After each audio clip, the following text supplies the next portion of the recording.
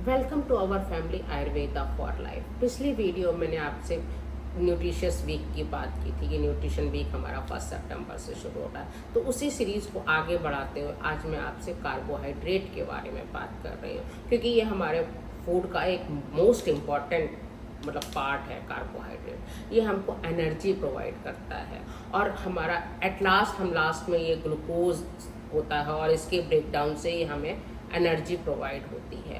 Carbohydrate दो प्रकार के होते हैं, एक सिंपल कार्बोहाइड्रेट और एक कॉम्प्लेक्स कार्बोहाइड्रेट। ये एक्चुअली सिंपल कार्बोहाइड्रेट होते हैं, वो जल्दी डाइजेस्ट हो जाते हैं और ब्लड में जल्दी ग्लूकोज पहुंच करके ब्लड ग्लूकोज लेवल को बढ़ा देते हैं और स्पाइक्स देती हैं।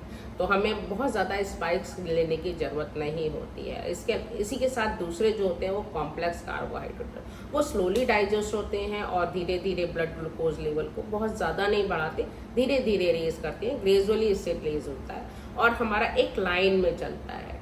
तो सिंपल शुगर्स को हम जो है रॉ शुगर जो से होती है वो, या ब्राउन शुगर, या फ्रुक्टोज, फ्रूट जूसेस हो सकते हैं, रिफाइंड फ्लोर होता है, या ब्रेकफास्ट सीरियल्स होते हैं, ये सब हमारे जो है सिंपल शुगर्स में आते हैं। हनी भी सिंपल शुगर में आता है। बट कॉम्प्लेक्स कार्बोहाइड्रेट होते हैं जैसे होल ग्रेन्स, मिलेट्स, ओट्स, किनुआ, ये सभी कॉम्प्लेक्स कार्बोहाइड्रेट है। तो हमको अपने डाइट में कॉम्प्लेक्स कार्बोहाइड्रेट ज़्यादा अमाउंट में लेना चाहिए। तो इसमें होल ग्रेन्स ले सकते हैं, वेजिटेबल्स भी कॉम्प्लेक्स कार्बोहाइड्रेट्स में आती है। इसके अलावा पल्सेस, बीन्स, ये सब भी हम ले सकते हैं। तो इससे हमारा जो है वो ओबेसिटी जो है वो और टाइप 2 डायबिटीज़, हार्ट डिसीज़ होने के चांसेस कम होते हैं। तो हमें सिंपल शुगर्स अगर हम ज़्यादा लेंगे, जैसे चीनी, चावल, मैदा, इस टाइप का फूड ज़्यादा लेंगे तो हमारे पर ये एडवर्स इफेक्ट आता है हमारी बॉडी को। हम ओबीज हो सकते हैं, कार्डियोवास्कुलर डिसीज़ हो सकती है और डायबिटीज़ होने के चांसेस भी ज़्यादा बढ़ जाते हैं। तो रिफाइंड फूड लेने से हमें बचना चाहिए। इवन ज़्यादा रिफाइंड फूड लेने वाले लोग होते हैं उनको कैंसर होने के चांसेस भी काफ़ी बढ़ जाते हैं। मैक्सिमम जो है हमें कॉम्प्लेक्स कार्बोहाइड्रेट लेना चाहिए। एक्चुअली 90% हमको कॉम्प्लेक्स कार्ब लेना चाहिए अपनी डाइट में, 10% से कम ही कम हमको सिंपल कार्बोहाइड्रेट लेना चाहिए। अब बात आती है कि हमारा जो है वो कितना कार्बोहाइड्रेट हमको पर एक दिन में लेना होता है। तो एक नॉर्मल पर्सन जो प्रॉपर फिजिकल जिसकी एक्टिव रहता है वो 275 से 300 ग्राम उसको कार्बोहाइड्रेट लेना चाहिए। एक्चुअली अगर हम 2000 कैलोरीज ले रहे हैं तो हमारा जो है वो 55% से 60% तक कैलोरी जो है वो कार्बोहाइड्रेट से मिलनी चाहिए।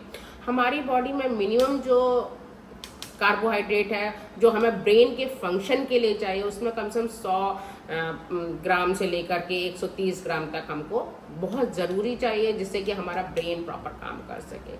और इसमें हमें कम से कम जो है वो सिंपल कार्ब लेना चाहिए और मैक्सिमम कॉम्प्लेक्स कार्ब लेना चाहिए। ये कार्बोहाइड्रेट जो है हमारी बॉडी को एनर्जी देते हैं, ये मैं आपको पहले ही बता चुकी हूँ। इसके अलावा इसका प्रोटीन स्पेयरिंग एक्शन होता है, मतलब कि अगर हम कम लो कार्ब डाइट लेंगे तो हमारा प्रोटीन जो है वो डाइजेस्ट होना शुरू हो जाएगा और उससे टिश्यू मसल्स जो है वो ब्रेक डाउन होना शुरू हो जाएगा और हमारा जो फैट का भी रिडक्शन होगा, प्लस हमारी प्रोटीन का रिडक्शन होगा। तो हमारे को बहुत ज़्यादा लो कार्ब डाइट नहीं लेनी चाहिए, एक प्रॉपर अमाउंट में हमें कार्बोहाइड्रेट लेनी चाहिए। लेकिन अगर हम हाई कार्ब डाइट लेते हैं तो उससे हम ओबीज हो सकते हैं, क्योंकि हमारा जो एक्स्ट्रा कार्ब्स होते हैं वो फैट में कन्वर्ट हो जाते हैं। तो एक हमें प्रॉपर अमाउंट में अपने फिजिकल एक्टिविटीज़ के हिसाब से हमें कार्बोहाइड्रेट लेना चाहिए। तो सीरियल्स और ग्रेन्स में हम ले सकते हैं। एक्चुअली सीरियल्स और ग्रेन्स जो हैं वो हमें सभी टाइप के लेने चाहिए, केवल वीट और राइस ही नहीं लेने चाहिए। मिलेट्स जैसे कि मक्का, बाजरा, जौ, ज्वार, रागी, ये सब भी ले सकते हैं। समक और कंगनी भी हमारे को जो है लेनी चाहिए कुछ थोड़े बहुत अमाउंट में। इसके अलावा जो स्वीडो सीरियल्स होते हैं जैसे कि एमरंथस जिसे चौलाई भी कहते हैं, या बकव्हीट जिसे हम लोग कुटू भी कहते हैं, किनुआ, ये सब भी हम लोग अपनी डाइट में शामिल करना चाहिए।